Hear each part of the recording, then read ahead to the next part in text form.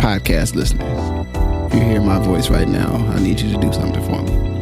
I want you to take out your phone or on your computer, go to Apple Podcasts, search for Ask Your Oldhead podcast. You'll see my logo, my little picture, my little image there.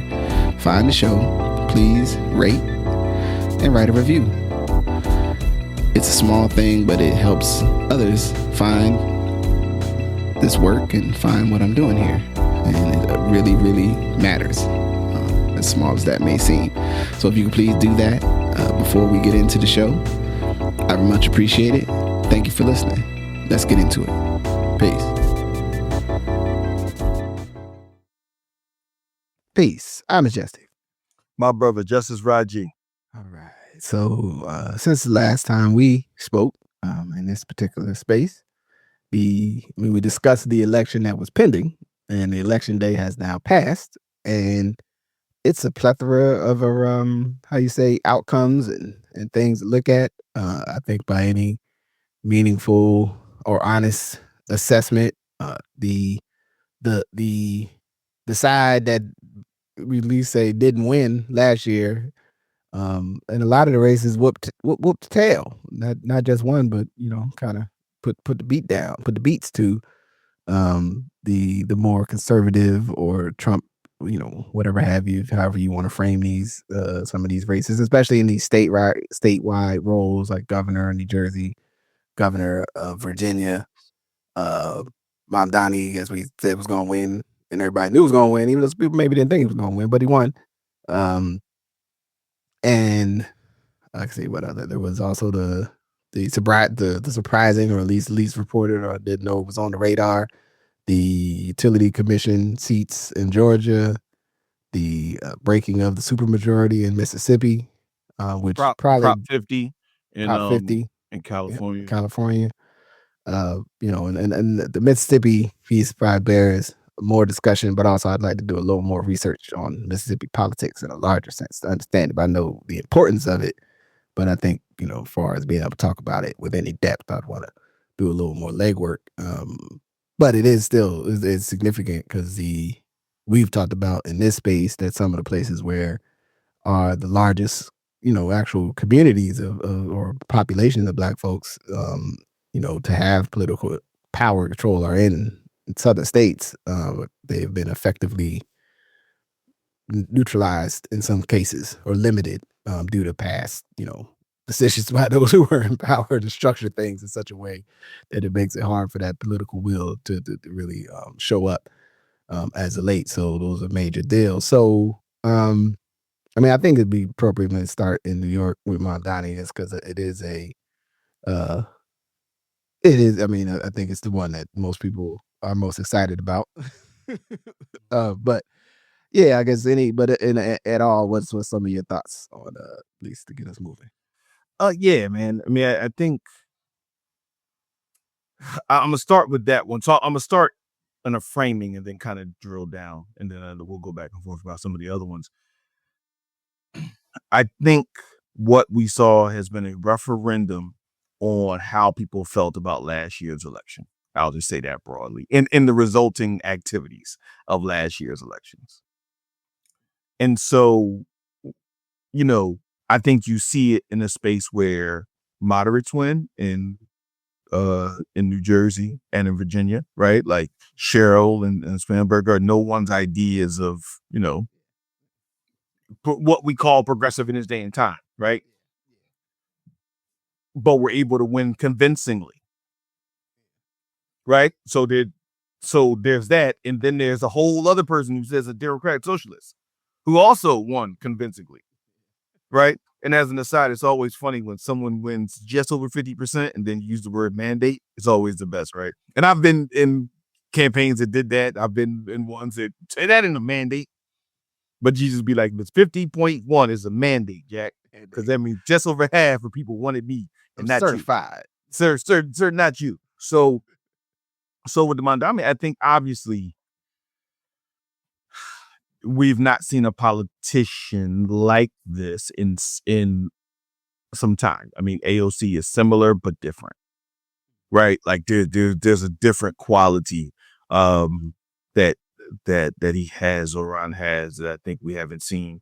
I think it showed that they continue to get people out and have a ground game. We talked about offline. We talked about some of the people who were even involved in President Obama's ground game, who were also involved in his. So it was very intentional about keeping the context of people. And it also, speaks to people being inspired, right? Like the inspiration of government.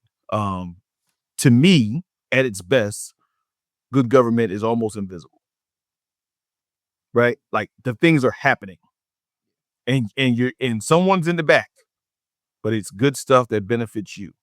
That being said, there's a special power when you get these times that people are inspired in very real ways, right?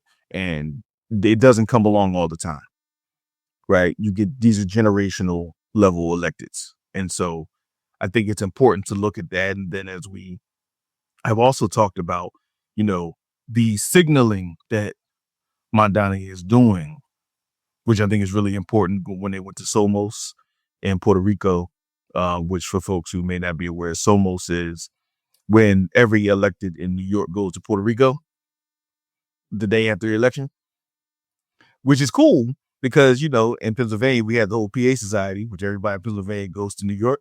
So I thought we was like the only crazy ones who did that. But now recognizing everybody in New York go to Puerto Rico, which I can only imagine how much it costs, and the Airbnb costs when everyone in New York City goes to San Juan for 3 days. And they had a marathon there at the same time, out of control. Wow. Yeah, that was probably a lot. Yeah. a lot going on. Like, that's like, so, but just this idea, but him going to the masjid in San Juan and speaking to the brothers and sisters there, and again, what these things represent and his intentionality on signaling that this is a different day, right? Like, now we know, in the words of Mario Cuomo, that you campaign in poetry and you govern in prose, right? But I think that he's a student of history. People with him are students of history, and most important, they're students of the intention and where people are. And everyone's responding to the fact they're uncomfortable, right? I think 2024 was a response to people's uncomfortability. Joe Biden and Vice President Harris did not create the affordability crisis, right? People made decisions. Right now, I happen to think this administration is creating the crisis, and things are happening. So I just think it's a powerful signal. I don't know that it translates to the rest of the country yet, but I also think the inspiration should, even if the actual, like, kind of on the ground politics of New York City, where, in a very interesting way, the cost of New York has become too much for gentrifiers. And I think that's a real part of it we not talking about. The cost of New York has become too expensive for gentrifiers. Right. They're like the people who are like, oh man, I could live in this. I could pay that. I mean, I don't know why other people couldn't pay that. I could totally pay that. They're like, wow, I guess who can't afford to like move anywhere else? Like to move anywhere else on the ladder with where I'm currently at in the economic in terms of the type of job or work or whatever I do to make my living. Like, oh man, you mean, and then like to have the serious thought, like I thought I would always be able to like, get to a new place. And it's like, no, you're gonna have to make a choice. Like you gonna have to really either be about this. I want to live in New York.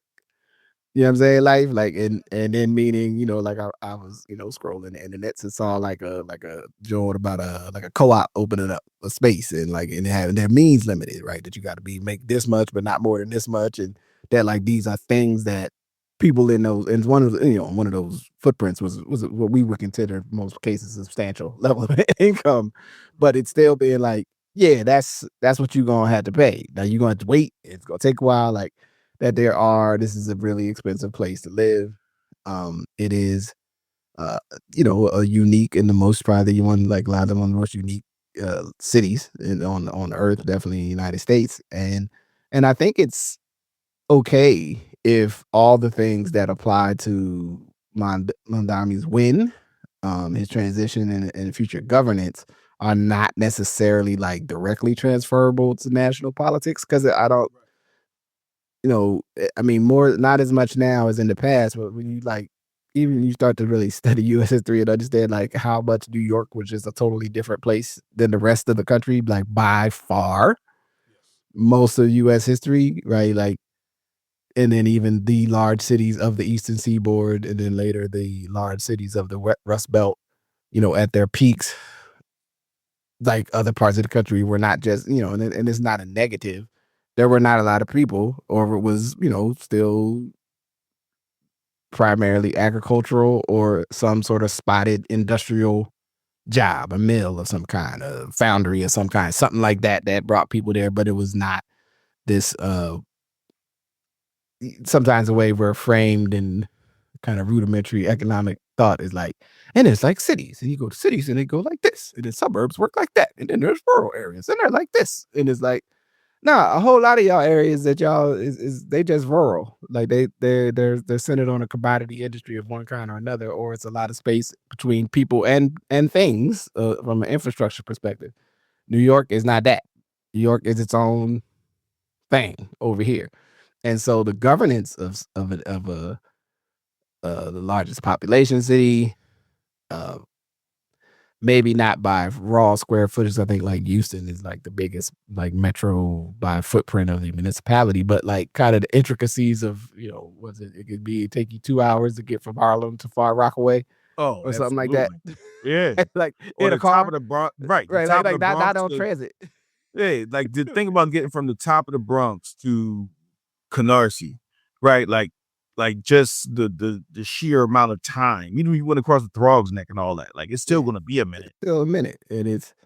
And so and then within that, all the layers of um you have the again the center of the economic in the, what's it not what they call it, like investment industry center of, still a center of banking, even if there's banking, obviously there's other cities like Charlotte and what's the other Dallas one? now. Dallas now that are banking, footprints. New York's still New York as it pertains to money. Not as much a place for the garment industry, but it's still a significant place for fashion development and design. Maybe not as much for manufacturing, right?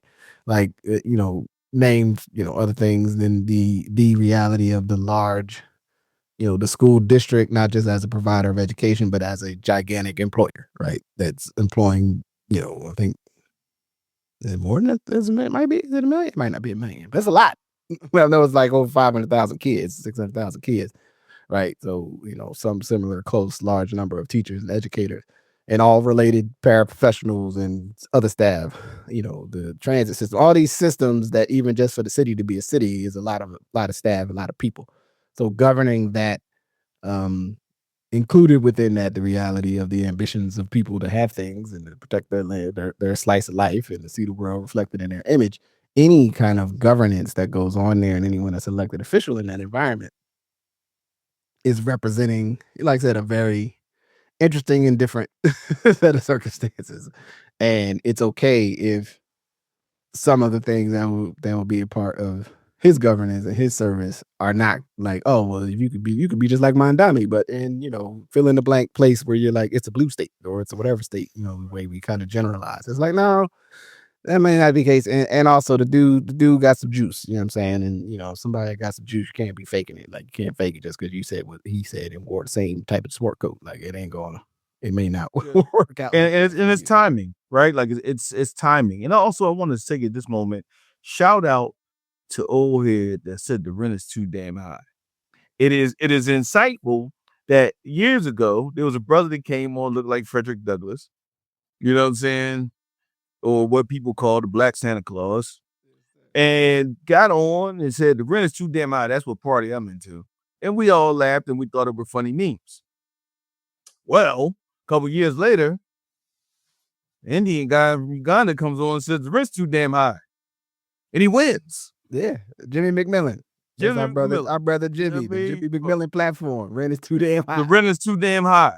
You know what I mean? And so, taking this idea, and I think it's, powerful when you see an idea that didn't take root because it matches the reality. And like one of the things we were just, like to the idea about the gentrifiers, like, wow, what does it mean when people who came into places and transformed some of those places now find themselves unable to afford the places that they transformed?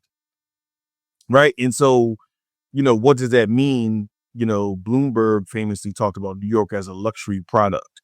And I think now we're seeing the natural kind of pushback or response to this, and what it looks like. And then also the invitation of different players into the political spectrum, specifically South Asian population, and also the Muslim population. Is important for folks to recognize not all South Asians are Muslims.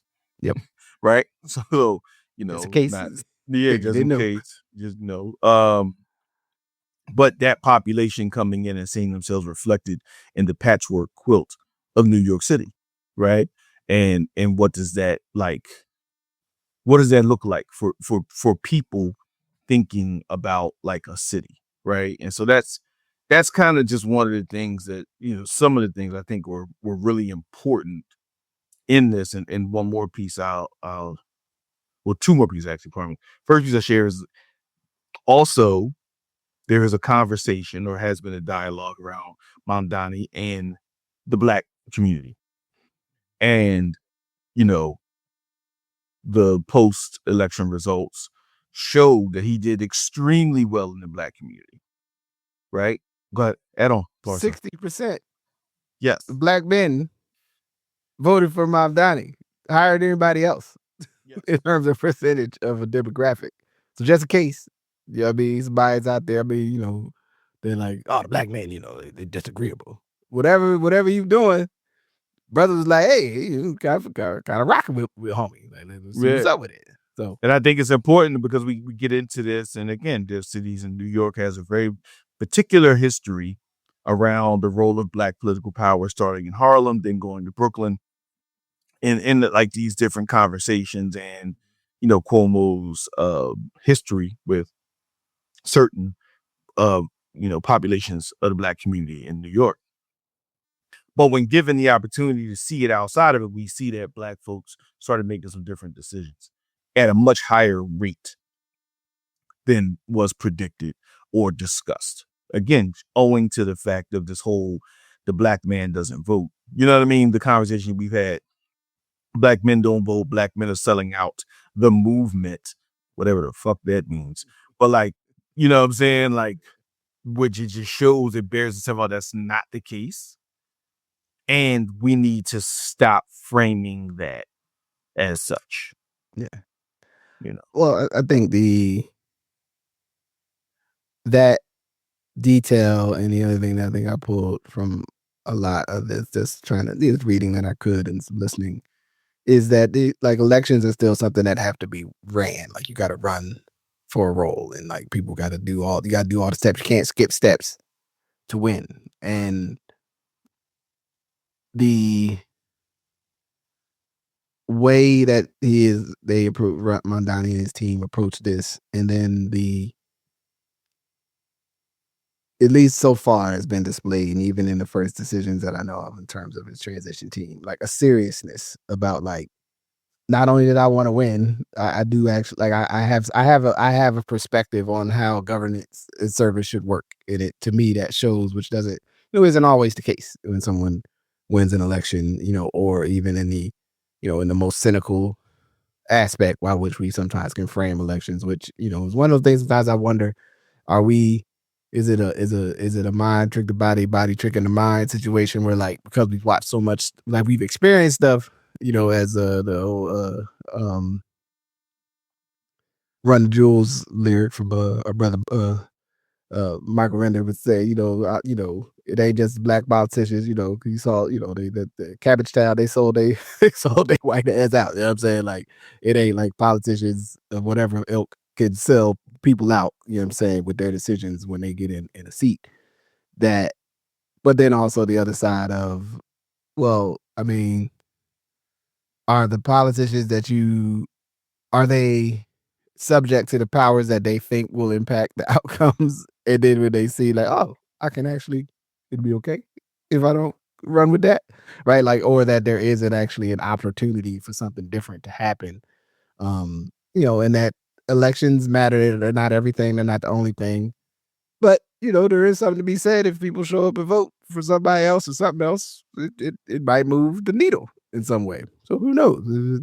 Don't be bashful about getting involved in the process. So I think that's a interesting thing that or takeaway for me on this particular. So cause just one more thing as far as that in particular.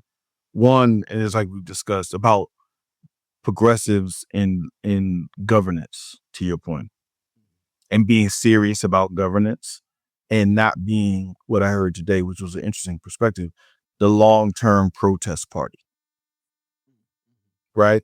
Like when you frame your work as the long-term protest party versus being able to take your ideas, put them into play, and actually make people's lives better. And being as dedicated to that idea as we are to the idea of letting people know that we're in protest mode. That's not to say the protest mode has its place. It has its role, right? Long-term advocacy has its role. But I will argue that governance and the ability to be effective in governance is one of the things that will, engender more interest and more and more engagement, especially by populations who don't come out. Because, we've talked about this when Obama came here, we talked about it after the 24 elections, this whole thing, like people are responding to multiple forms of government, multiple generations of government not meeting their needs. Yeah. And some people get angry and some people get depressed.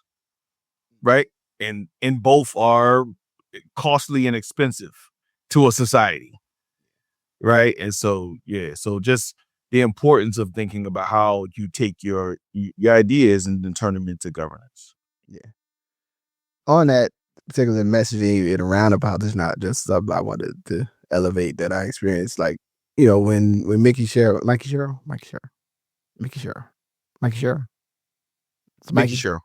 right? Okay. Yep. Won the nomination over Ross and some of the other folks.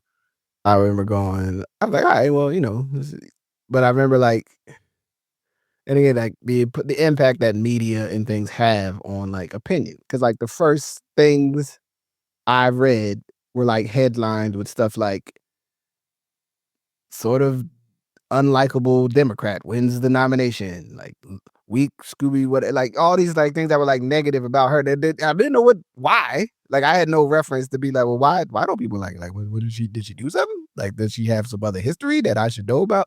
That's like, you know what I mean? But it was just this like negative framing and like, oh, maybe they can't defeat the MAGA guy. You know what I'm saying? Instead of really, being a clear MAGA. And I'm sure there's like some sort of, some issue, whatever. But it's just sort of like sometimes the awareness you have when you start reading like the importance of media literacy, where you're like, damn, why are they talking about her like that? Like, did she do something? Did she say something off color? Did she, did she laugh funny? Like, what's my man who's running for president? And he's like, aha! Like, he did like the pirate yell, and that was it. Like, this shit was a rap. It was like, oh yeah, dog, you can't be president.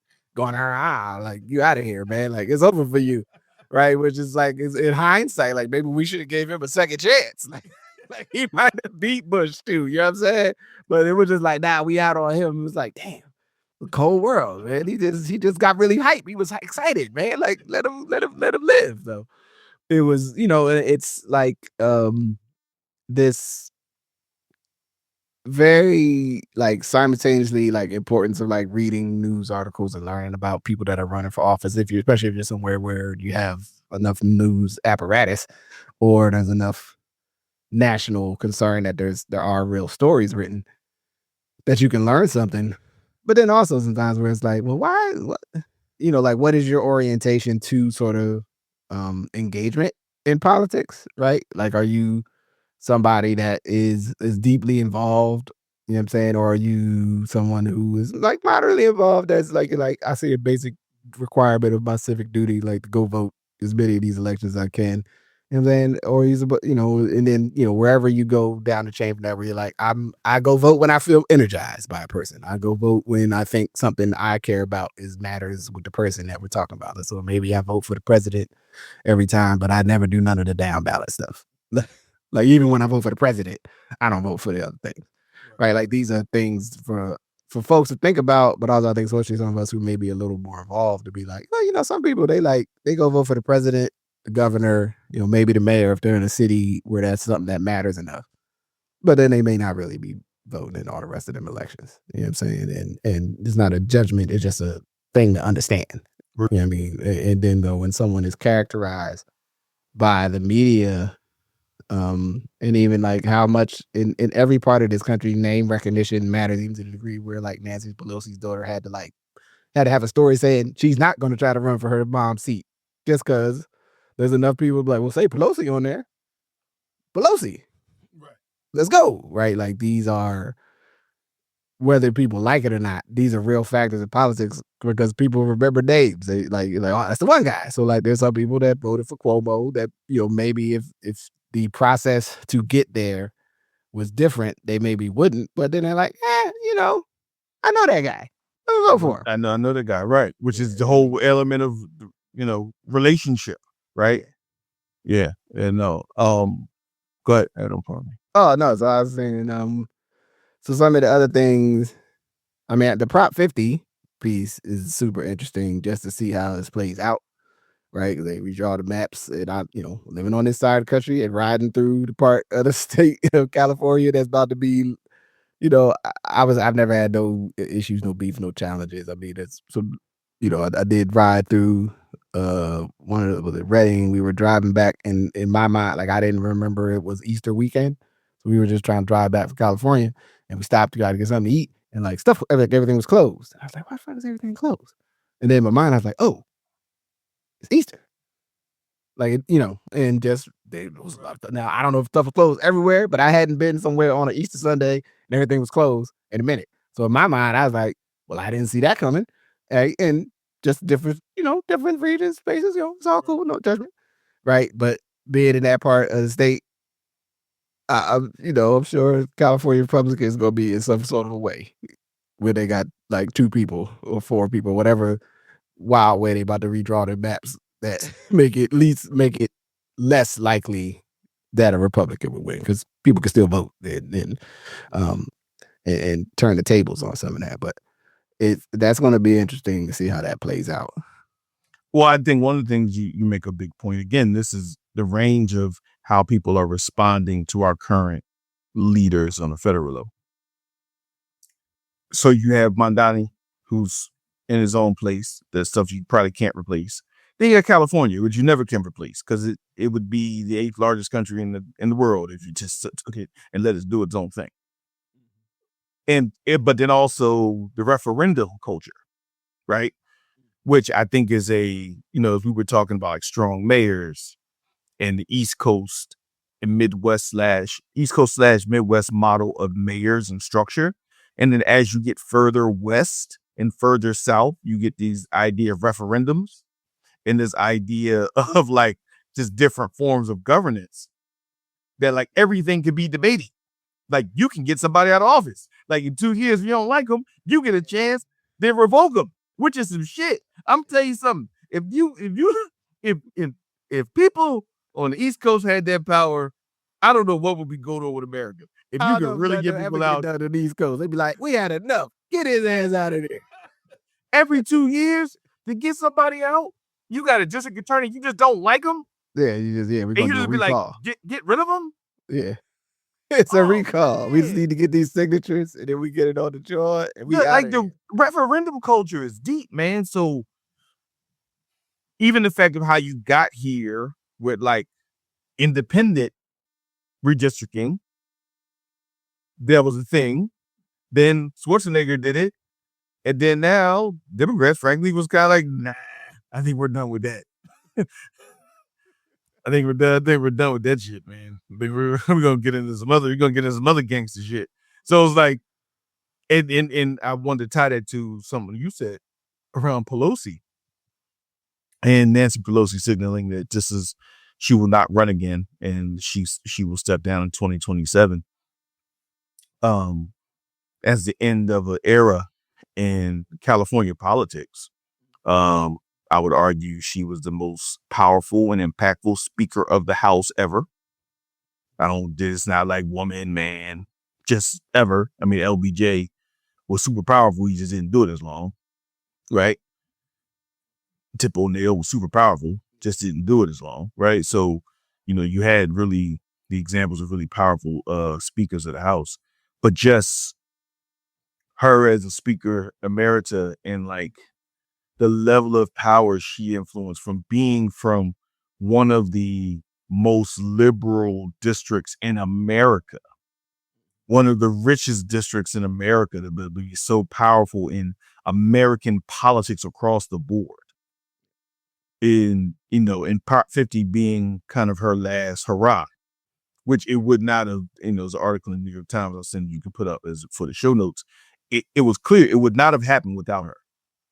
Like, everybody in California needed to see, did she give her nod to this to be able to occur?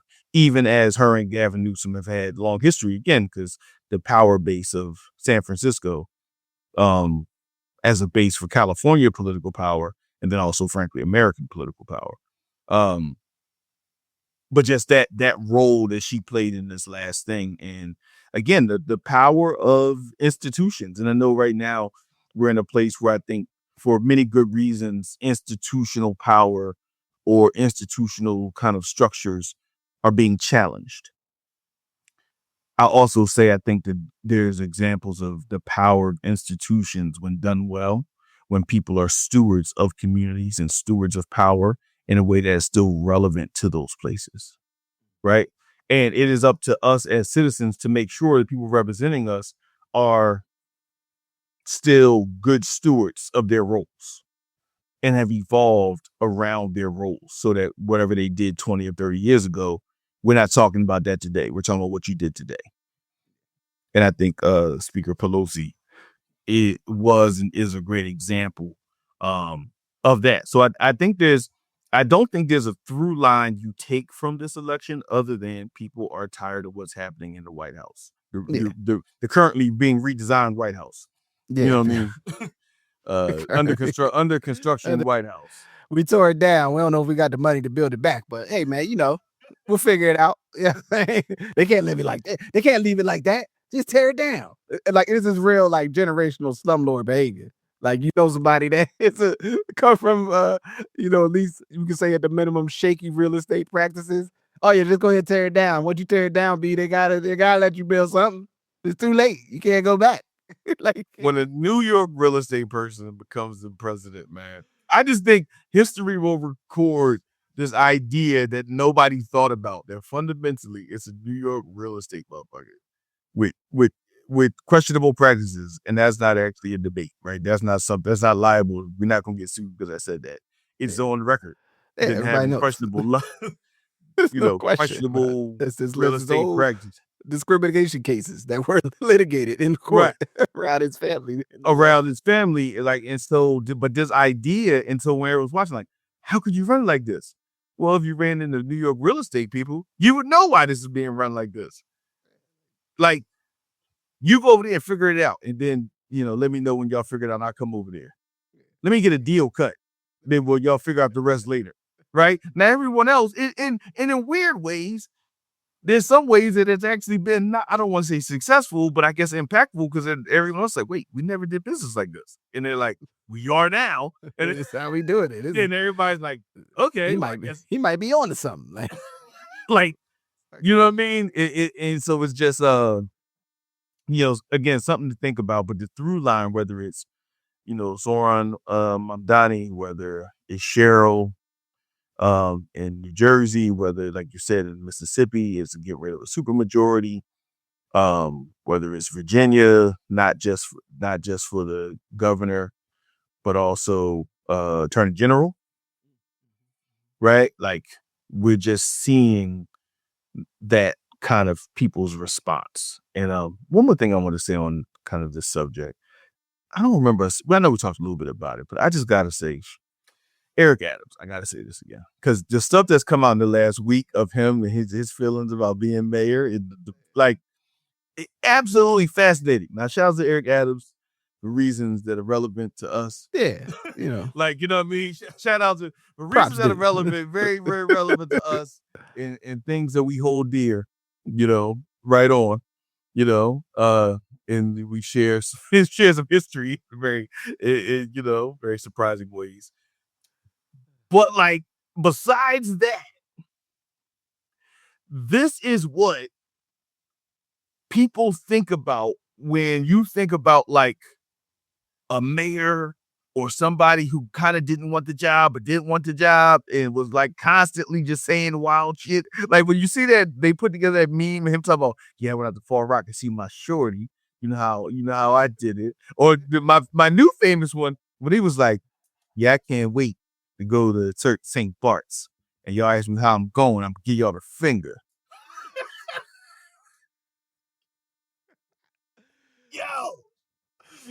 Yo, man. It highlights one that I mean, and it may maybe our generation a little older than us is the last bastions of regional culture, right? Like that you got certain styles and where you show up in the world because you know what I mean, you from out there, you from out you know what I mean, from out Brooklyn, you know what I mean, from over there down that way. That's how they carry you from over this other place. Maybe you carry it a different way. You know what I'm saying? You from like, oh, it'd be like, oh, like Chance in West Philly, right? Like, yeah, I thought it was West Philly, dude. You know what I'm saying? Like, you know what I mean? Like them sort of behavioral dynamics, right? Yes, and that's real. at a certain, you know what I'm saying? Even when you're wrong, you're right.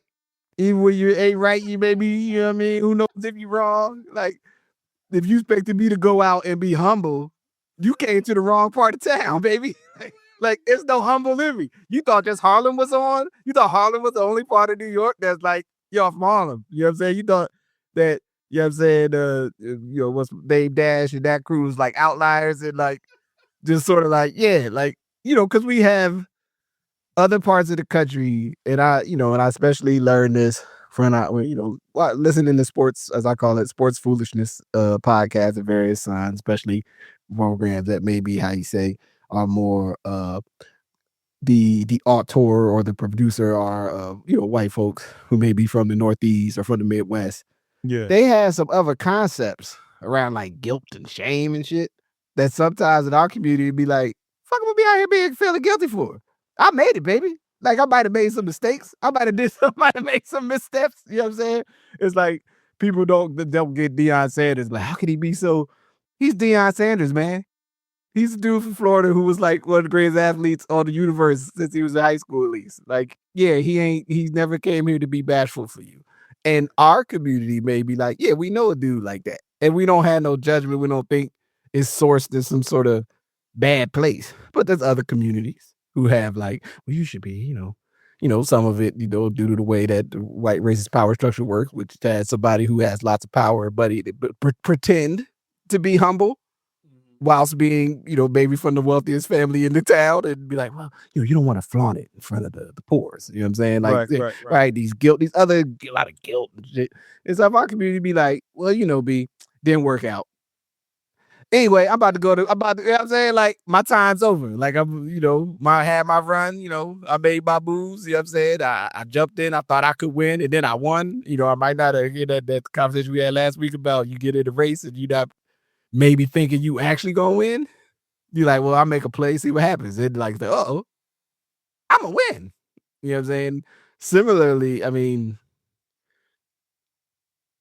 yeah, I'm not gonna do it to Eric Adams at all. I'll just say what became clearly prevalent the first Trump election when he was on that stage with them 8 or 9 different Republican cats, including old Jeb Bush, and people was out here just writing Jeb Bush in because he was a Bush and he seemed real pragmatic and seemed like a reasonable guy and seemed like a little smarter than George W. He didn't have the charisma old W had. George W. hit you with that energy, you be like, he be tripping, but he kind of cool and shit. Like you might want to like, you don't want him to be in charge of, sensitive military outcomes, but you might kind of like, you might be great at a barbecue, right? But it became clear in the person-to-person stuff, even if some of the things that Trump does are, structurally distasteful,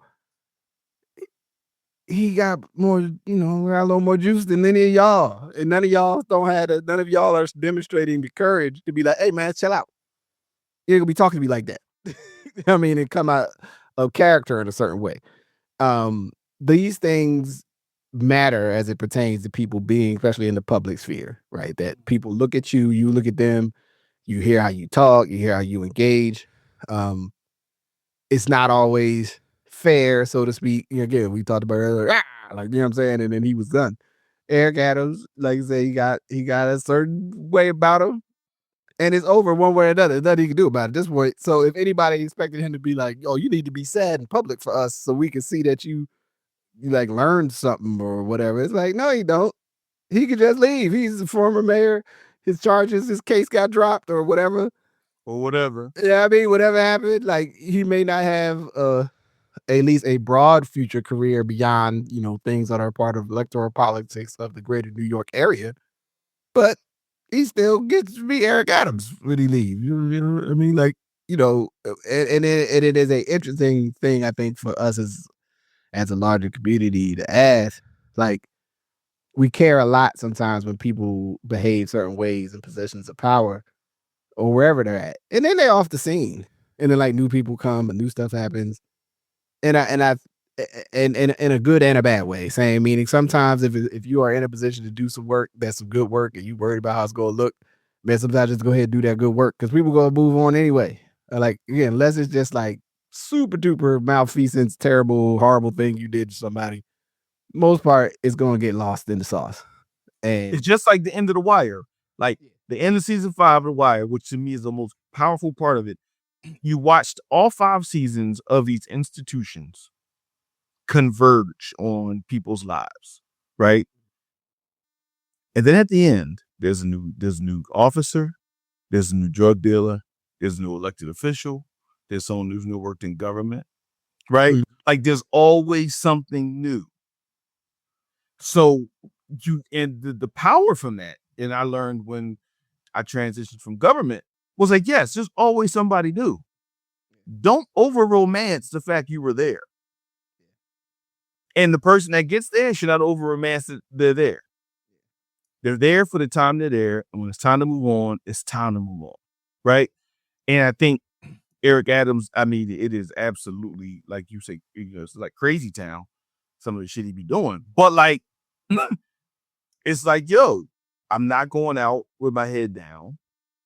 Like I did. And there were some things that he actually did successfully that we don't need to talk about because of the framing of like the city of yes stuff, and particularly to build more housing in New York and making sure that there's more density is a really, really important thing that got done, because you don't get more affordability when you restrict like the amount of housing being built.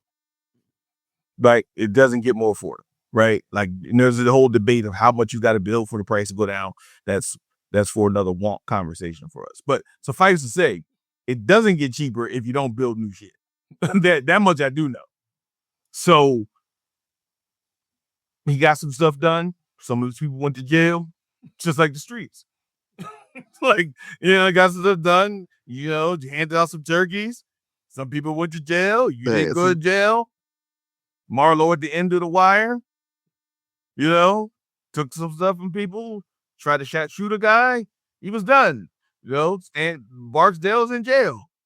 That's the game. You know what I'm saying? The only, listen, it ain't too much of a difference. Only difference in the government, you don't end up in a box. Metal one or pine one. But everything else is just like that. So I do think it's something to reflect upon. Obviously, as servants of people, we need to try to be at the highest degree of how we engage in integrity. Yeah, absolutely. But at the same time, just like Deion Sanders, and Deion can take the fact that they losing now. Like he don't hide from it. Yeah. He accept they losing, just like he accept when he was talking heavy about them winning. You treat victory and defeat with the same face. If you talk heavy about victory, be square in your defeat. You know what I'm saying? So, yeah, man. So, I think later we could go a little deeper. I just say on the Georgia utility board, it's interesting in most places. Like I encourage people to go learn about how some of your state systems work. Because there's all kinds of places somewhere sometimes where you find out, wow, they get to make all those decisions over there. Yep. You know what I'm saying? And it's definitely a wonky thing to talk about. But important. But very important. You know what I'm saying? And local elections matter, municipal authorities and regional governments and all those sorts of regional authorities, these things do matter. And so I just encourage people to dig a little deeper into like, the politicians are crooked kind of analysis of like what happens with our society. Because it's like, well, no, they could be, but the fact that folks are vying to control these seats and to guide them and to steer outcomes and to keep certain stuff off the radar, even from people from an electoral perspective or from a service perspective in terms of appointments and commissions, is a key indicator that it probably kind of matters. So yeah, if somebody don't want you to know, then it matters. Yeah. One thing I want to talk about, I know we're at a certain, but one thing I want to talk about, because I don't want to let this go before I think about this, is the wave is home. Max B is home.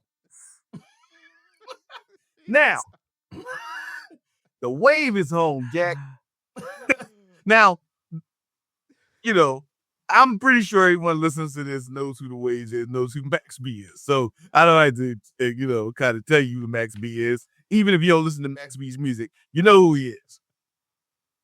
The reason I want to talk about the Wave being home is two reasons. There's a certain part of, in the black community where we start to be like, man, give all this credit to brother coming home from jail, but you don't get no brothers credit for the brothers that go, to college. And Right. some of that is obviously, Yeah, some of that has some credibility. Also, I think there are times when people are depressed, they celebrate what they can celebrate. It's very similar to what we talked about with the proms, like in Philly. Like, the reality is that might be the biggest event they have in their lives. And we don't have to like that, but it's true. It's a good chance, depending on what high school you go to in Philadelphia, your high school graduation or your prom might be the last one. Right? Like, there might not be a 4-year school here, maybe a 2-year school. Maybe I'm not trying to put a limit on nobody's reality. In the same way, Max B coming home and you see all the stuff about him, coming home and then showing up at the Jets game, being photographed by no one other than Method Man, who is now a New York Jets photographer. I don't know if you knew that. I didn't know.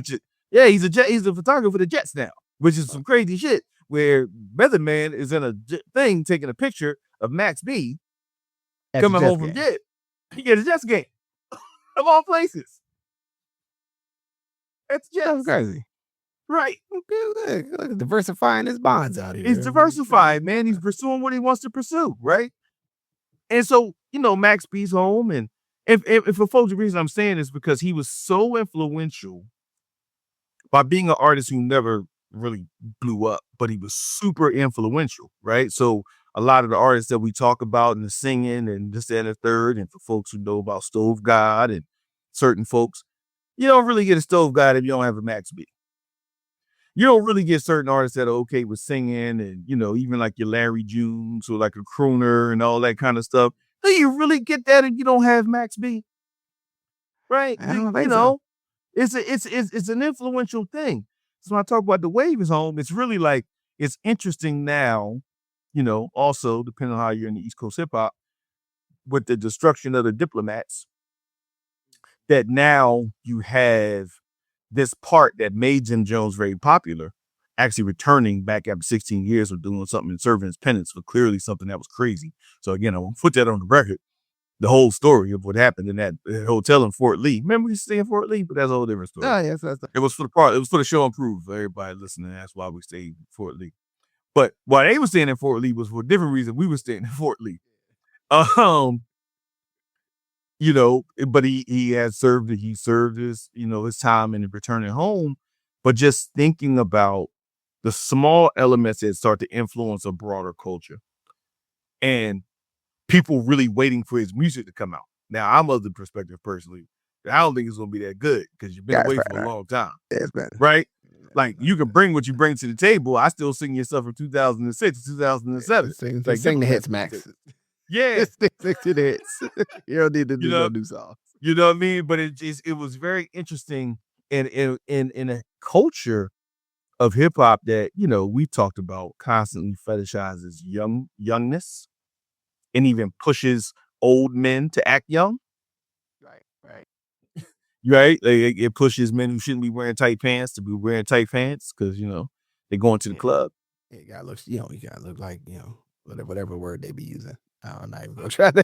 I don't know the word they're using, but they be using some other words. So you got to be that, and I'm like, whatever. Like, do you, young fella? Old young fella.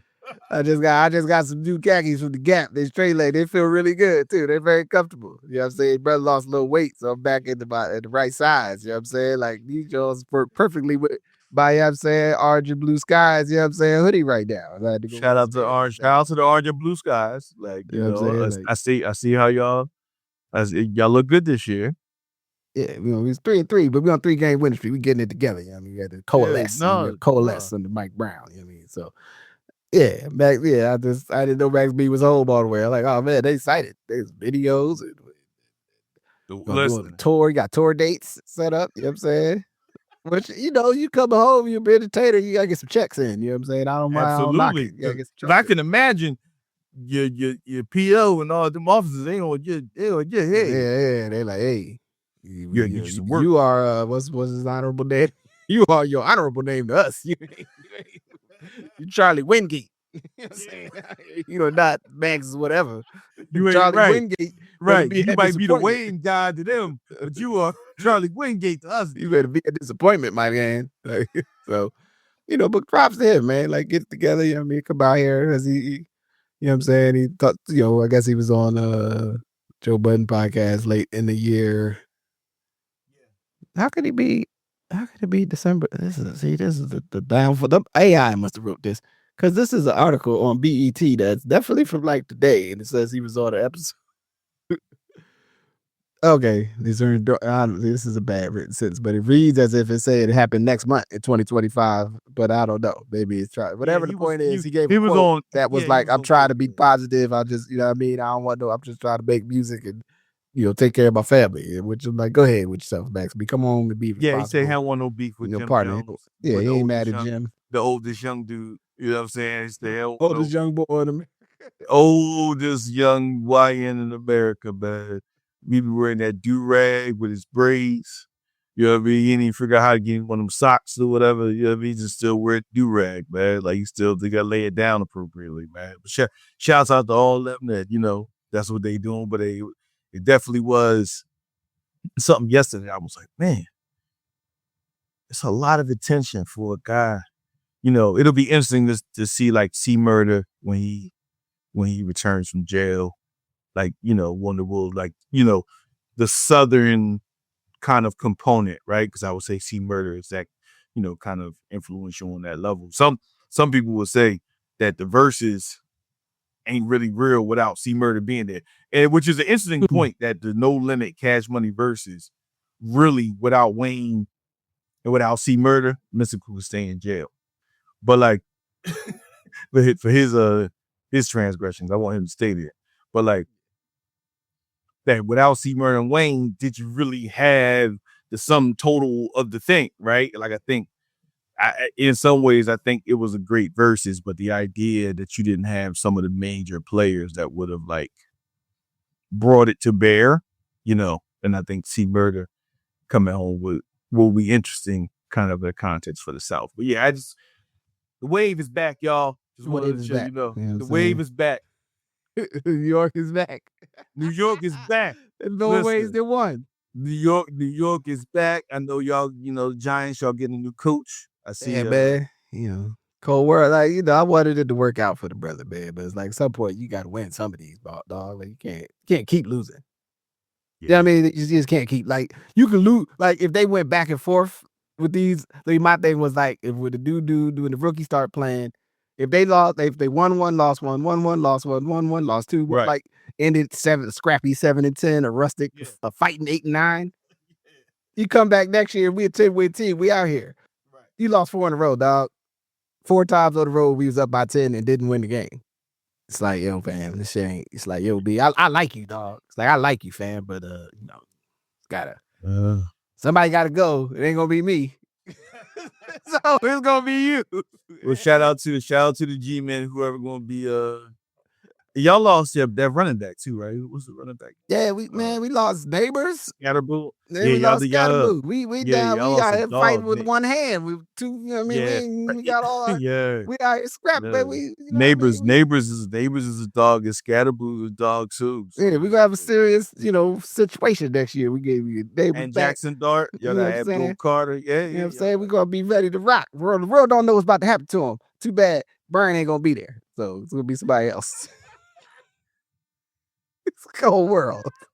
Like I said, I wanted it to work out for him, but I was like, yeah, dog, I can't. It's like, what's I mean, boy, yeah. Well, later today, I might say this for Justice Private Stock, where I just talk about how sad I was when Bodie got killed above was it in a wire. Oh yeah, man, Bodie needed to. I wanted Bodie to get out, man. Bodie, like, yeah, I mean, Bodie tried to play the game the best way he could, and on some, you know what I mean? Just on some innuendo, they took that man out, and he said it. Y'all ain't gonna put me in no damn vacant. You go do me right. It's gonna happen right here. Like everybody gonna see it. So, not you know, not glorify going out to blaze of glory, but it's important. We should do our favorite people from The Wire next time. We should do our favorite. Yeah, we should. It's all fresh in my head. Yeah, we should do our favorites because I watch the interaction between Brother Muzone and Barksdale. I probably watch that like once or twice a week when they're in the barbershop.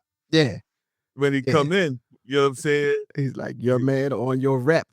You know what I'm saying? Right. On your rep. And your rep still need to be right. It ain't about the money. What got you here. You know what I'm saying? Reputation. Woo.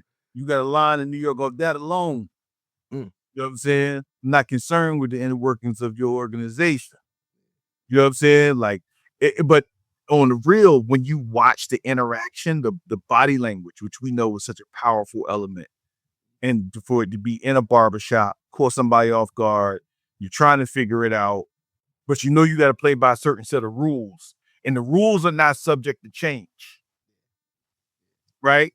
Like the Barksdale Muzone thing was like, the rules we know and we are aligned by are not subject to change, and you know what has to happen after that. You know what I mean? So yeah, no, we can, you know, if everybody is just, you know, fans of us that, you know, they got favorite people from The Wire, let us know. You know what I'm saying? I know you're going to DM Justin, DM me. Like, that's my favorite person from The Wire. So, you know, yeah, but go ahead and tell us and let us know. We can, you know, bring it to bear in the next episode. Word up. So with that, you know what I'm saying, I think we could call it, we could say peace. Peace. All right. Thank you for listening to Good Brothers. Thank you to my good brother, I'm Majestic. Good Brothers is a part of the Ask Your Oldhead podcast and the Justice Rajee creative universe. I put an echo on that. That was a personal echo. In any event, you can support the podcast by listening, rating, and subscribing wherever you're listening, sharing, and you can become a patron. You can search Justice Rajee on Patreon and sign up, make a monthly contribution to support my long-term creative endeavors and ideas. Yeah, just straight like that. So thank you for listening. Please feel free to reach out via the interwebs. Like I stated, we're going to discuss The Wire and characters of The Wire in the coming episodes. So we'd love to hear your input. In any event, stay safe out there and take care of each other. Peace.